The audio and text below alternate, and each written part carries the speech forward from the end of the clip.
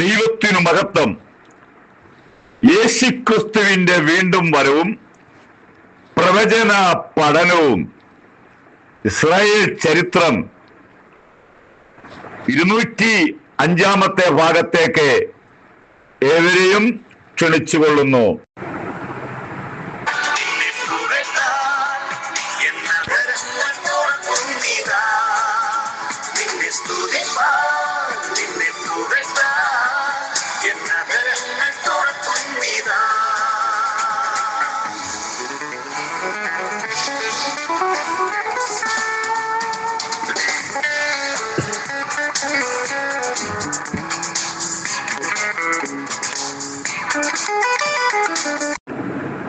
Israel രാജ്യം രണ്ടായിട്ട് വിഭജിച്ചു. തെക്കുഭാഗത്തുള്ള രാജ്യത്തിന് യഹൂദയെന്നും വടക്കുഭാഗത്തുള്ള രാജ്യത്തിന് ഇസ്രായേൽ എന്നും നമ്മൾ പഠിച്ചുകൊണ്ടിരിക്കുകയായിരുന്നല്ലോ. ഒന്നുകൂടെ മനസ്സിലാക്കുവാൻ, തെക്കുഭാഗത്തുള്ള രണ്ട് ഗോത്രങ്ങൾ മാത്രം, അതെ, ശലോമോന്റെ മകന്റെ പാരമ്പര്യവും, വടക്കുഭാഗം എന്ന് പറയുമ്പോൾ ശലോമോന്റെ ഭൃത്യരായിരിക്കുന്ന അവരുടെ പാരമ്പര്യവും അടങ്ങുന്നതാണ് ചരിത്രം. ഇന്ന് നാം പഠിക്കാൻ പോകുന്നത് യഹൂദ രാജ്യത്തിലെ ഒരു ഭക്തനായ ഒരു രാജാവിന്റെ ഭരണമാണ്. അദ്ദേഹത്തിന്റെ പേര് ആസ എന്നായിരുന്നു. നല്ലൊരു ഭക്തനായൊരു 2 വൃത്താന്തം 14-ാം അധ്യായത്തിന്റെ 2-ാമത്തെ വാക്യം മുതല് അത് ആരംഭിക്കുന്നു. അവിടെ പറയുന്നത്, ആസ തന്റെ ദൈവമായ യഹോവയ്ക്ക് പ്രസാദവും ഹിതവുമുള്ള ചെയ്തു. ഇതാണ് ദൈവത്തിന് ആവശ്യമായിരിക്കുന്നത്. നമ്മൾ ചെയ്യുന്നത് ദൈവഹിതമാണോ ദൈവപ്രസാദമാണോ എന്ന് ചിന്തിക്കണം. അല്ലാതെ നമ്മുടെ മനസ്സിൽ തോന്നുന്നതൊക്കെ ചെയ്തിട്ടെല്ലാം ദൈവത്തിന് വേണ്ടിയാണെന്നും പറഞ്ഞാൽ നമ്മളൊന്ന് ഇരുന്ന് ചിന്തിക്കേണ്ട ആവശ്യമാണ്. നേരത്തെ ഉണ്ടായിരുന്ന രാജാക്കന്മാരെ അന്യദേവന്മാരും അവിടെ പൂജാഗിരികളും ഒക്കെ ഉണ്ടാക്കി.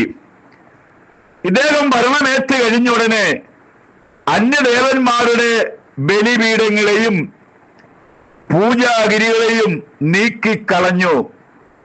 സ്തംഭവിഗ്രഹങ്ങളെ ഉടച്ചു തരിപ്പണമാക്കി. അശേര പ്രതിഷ്ഠയെ വെട്ടിക്കളഞ്ഞു.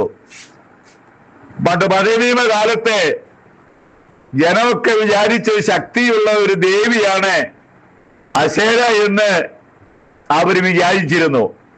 അതുകൊണ്ട് മുക്കിലും മൂലയിലും അശേരയുടെ പ്രതിഷ്ഠ വെക്കുമായിരുന്നു.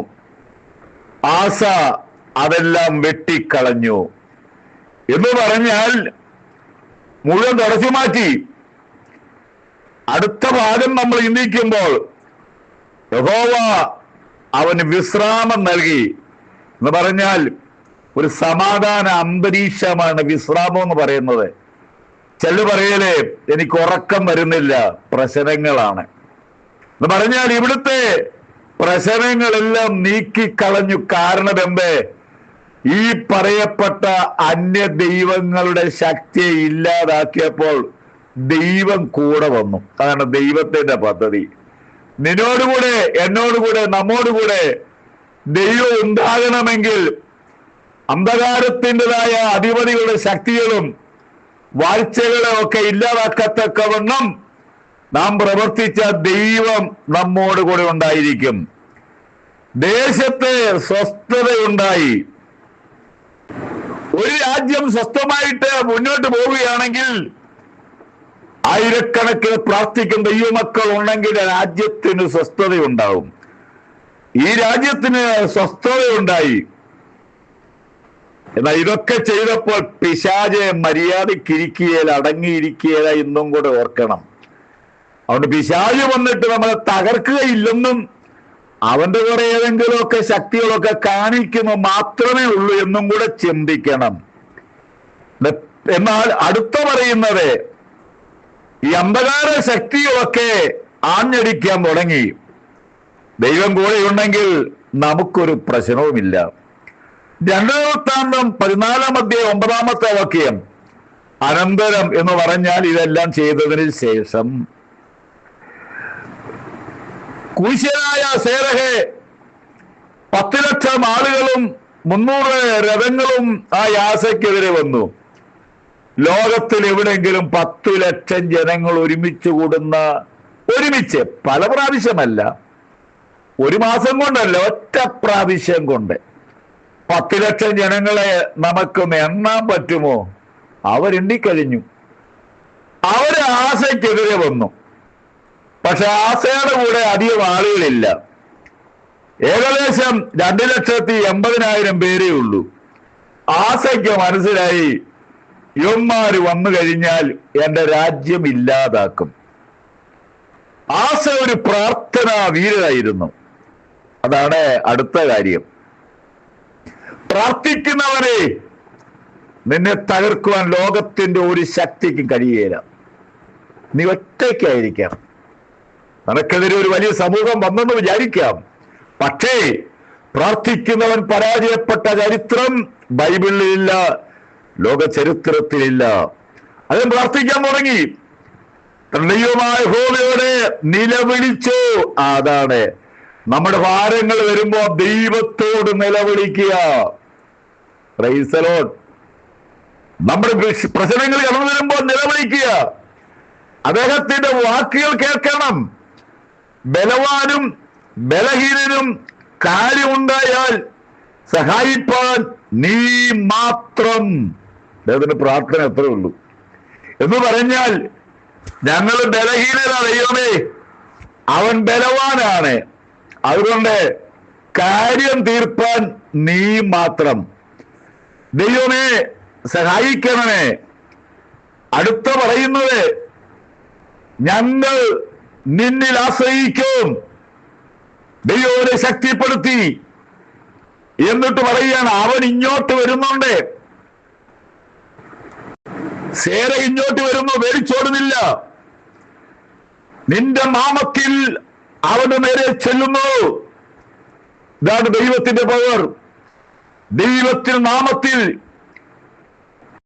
ഇന്ന് നമ്മുടെ അവസ്ഥയൊന്ന് നോക്കൂ.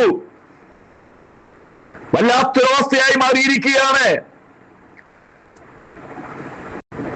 സഭയിൽ പ്രാർത്ഥന ജീവിതമുണ്ടോ?